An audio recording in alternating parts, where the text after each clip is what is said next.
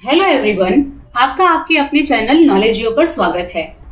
आज के वीडियो में हम भारतीय संविधान की अनुसूचियां यानी कि शेड्यूल्स ऑफ इंडियन कॉन्स्टिट्यूशन के बारे में डिस्कस करेंगे और इस टॉपिक के बारे में हम डिटेल में बात करेंगे, जिससे कि इस टॉपिक से रिलेटेड कोई भी पॉइंट आपसे छूटे ना। लेकिन आगे बढ़ने से पहले आपसे रिक्वेस्ट है कि अगर ये वीडियो आपको अच्छी लगे तो लाइक जरूर करिएगा, अपने फ्रेंड्स में शेयर जरूर करिएगा और अगर आप चैनल पे नए हैं तो सब्सक्राइब जरूर करिएगा। तो चलिए आज का टॉपिक शुरू करते हैं। तो सबसे पहले समझते हैं कि अनुसूचियां होती क्या हैं, शेड्यूल्स होते क्या हैं। अनुसूचियां बेसिकली वो टेबल्स होते हैं, वो तालिकाएं होती हैं जिसमें कॉन्स्टिट्यूशन के बारे में एडिशनल इंफॉर्मेशन दी होती है जो आर्टिकल्स में भी मेंशन नहीं होते हैं।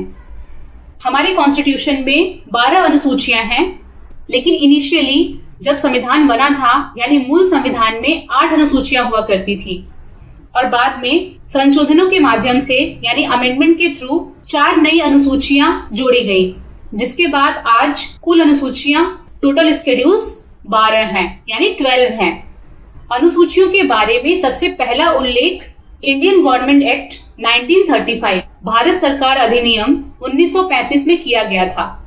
उसमें टोटल 10 अनुसूचियां शामिल थी, लेकिन जब 1949 में भारतीय संविधान को अपनाया गया तो उसमें 8 अनुसूचियां शामिल थी यानी 8 शेड्यूल्स शामिल थे। अब जान लेते हैं कि भारतीय संविधान में अनुसूचियां क्यों हैं, इनका क्या मकसद है, अनुसूचियां हमारे संविधान में क्यों रखी गई। शेड्यूल्स यानी अनुसूचियां भारतीय संविधान का एक अभिन्न अंग है और ये संविधान के कई उद्देश्यों को पूरा करती हैं। हमारे संविधान में दिए गए कानून काफी जटिल हैं, उनकी जटिलता को कम करने के लिए, उसे आसानी से समझने के लिए भारतीय संविधान में अनुसूचियां डिजाइन की गई। अनुसूचियां भारतीय कानून की जानकारी को अधिक प्रभावी ढंग से समझने में हेल्प करती हैं और उसका विश्लेषण करना आसान बनाती हैं। जब कॉन्स्टिट्यूशन में किसी निश्चित प्रावधान पर एडिशनल इंफॉर्मेशन चाहिए होती है या स्पष्टीकरण की आवश्यकता होती है तो रेफरेंस के रूप में शेड्यूल्स को यूज किया जाता है। अगर संविधान में कोई संशोधन करना हो या कोई परिवर्तन करना हो तो अनुसूचियां इसे आसान बनाती हैं, क्योंकि ये अलग से लिखी जाती हैं, यानी कि पूरे आर्टिकल को दोबारा लिखने की बजाय एक स्पेसिफिक सेक्शन को अमेंड करना आसान बनाती है और उसे अपडेट करना आसान बनाती है। तो एट प्रेजेंट इंडियन कॉन्स्टिट्यूशन में 12 शेड्यूल्स हैं। हम उनको एक एक करके डिस्कस कर लेते हैं और समझते हैं कि हर एक अनुसूची क्या क्या कहती है और उसमें कौन कौन से आर्टिकल्स आते हैं।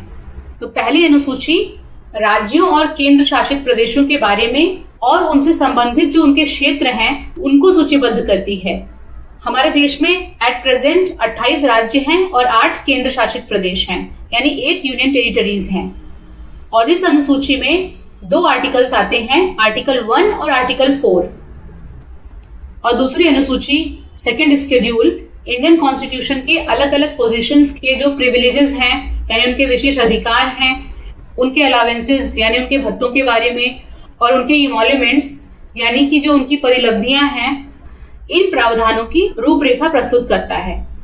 और ये कॉन्स्टिट्यूशनल पोजीशंस कौन कौन सी हैं?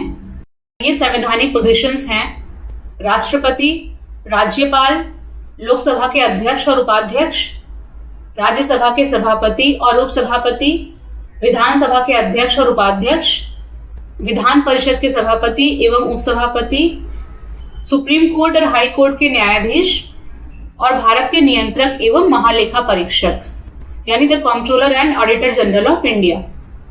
और सेकेंड शेड्यूल के अंतर्गत 10 आर्टिकल्स आते हैं। और थर्ड शेड्यूल में यानी तीसरी अनुसूची में ओथ्स एंड अफर्मेशन शामिल हैं यानी शपथ और प्रतिज्ञान के प्रारूप शामिल हैं।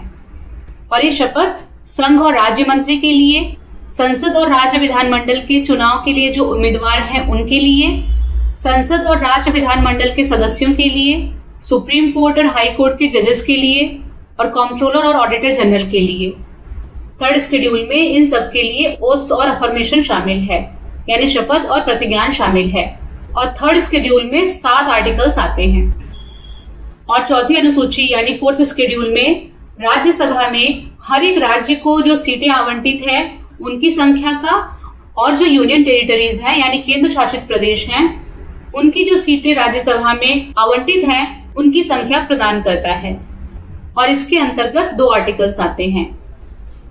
नेक्स्ट है 5वीं अनुसूची यानी 5th शेड्यूल। ये शेड्यूल्ड एरियाज और शेड्यूल्ड ट्राइब्स यानी अनुसूचित क्षेत्रों और अनुसूचित जनजातियों के प्रशासन और नियंत्रण से संबंधित है और इसके अंतर्गत केवल एक आर्टिकल आता है। लेकिन इसमें 4 राज्यों को शामिल नहीं किया गया है। वो 4 राज्य 6ठी अनुसूची के अंतर्गत आते हैं। तो अब हम 6th शेड्यूल यानी 6ठी अनुसूची के बारे में डिस्कस करते हैं। इसके अंतर्गत 4 राज्य असम, मेघालय, त्रिपुरा और मिजोरम, इन राज्यों के जनजातीय क्षेत्र यानी ट्राइबल एरियाज और शेड्यूल कास्ट यानी अनुसूचित जनजातियों के प्रशासन से संबंधित है और इसके अंतर्गत केवल 2 अनुच्छेद आते हैं। नेक्स्ट है 7वीं अनुसूची 7th शेड्यूल। यह अनुसूची 3 लेजिस्लेटिव लिस्ट के बारे में डील करता है यानी 3 विधायी सूचियों से संबंधित है। पहला है संघ सूची यूनियन लिस्ट, दूसरा है राज्य सूची स्टेट लिस्ट और तीसरा है कॉन्करेंट लिस्ट समवर्ती सूची। नेक्स्ट है 8th शेड्यूल 8वीं अनुसूची। इसमें भारत में मान्यता प्राप्त भाषाओं की सूची शामिल है। मूल रूप से इस अनुसूची में इस शेड्यूल में 14 भाषाएं थी, बट एट प्रेजेंट इसमें 22 भाषाएं शामिल हैं। इसके अंतर्गत केवल 2 अनुच्छेद आता है। नेक्स्ट है 9th शेड्यूल यानी 9वीं अनुसूची। इसे 1951 में संविधान के प्रथम संशोधन अधिनियम यानी first amendment of Indian constitution 1951 के माध्यम से संविधान में जोड़ा गया था। ये भूमि सुधार यानी लैंड रिफॉर्म से डील करता है, जमींदारी प्रथा के उन्मूलन यानी अबोलिशन से डील करता है और इसमें जो कानून शामिल थे उसको मौलिक अधिकारों के उल्लंघन के आधार पर न्यायिक जांच से बचाने के लिए 9th शेड्यूल में जोड़ा गया था। 9th शेड्यूल को कॉन्स्टिट्यूशन में जोड़ने का उद्देश्य ये था कि जो संविधान के भाग 3 में मौलिक अधिकार हैं, फंडामेंटल राइट्स हैं, उनका उल्लंघन करने वाले कुछ एक्ट्स और रेगुलेशंस को वाइड होने से बचाना था और इस अनुसूची में केवल एक आर्टिकल आता है। नेक्स्ट है 10th शेड्यूल 10वीं अनुसूची। इस अनुसूची में दल बदल के आधार पर संसद और विधान मंडलों के सदस्यों की अयोग्यता से संबंधित प्रावधान शामिल हैं। 10वीं अनुसूची को संविधान के 52वें संशोधन अधिनियम 1985 द्वारा जोड़ा गया था यानी 52nd अमेंडमेंट एक्ट 1985 द्वारा जोड़ा गया था और इसे दल बदल विरोधी कानून यानी एंटी डिफेक्शन लॉ कहा जाता है और इसके अंतर्गत केवल 2 अनुच्छेद आते हैं। नेक्स्ट है 11वीं अनुसूची 11th शेड्यूल।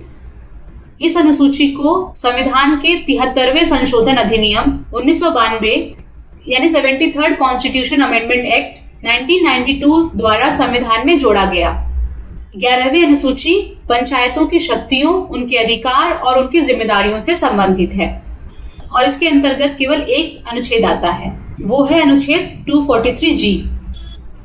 और नेक्स्ट है 12वीं अनुसूची यानी 12th शेड्यूल।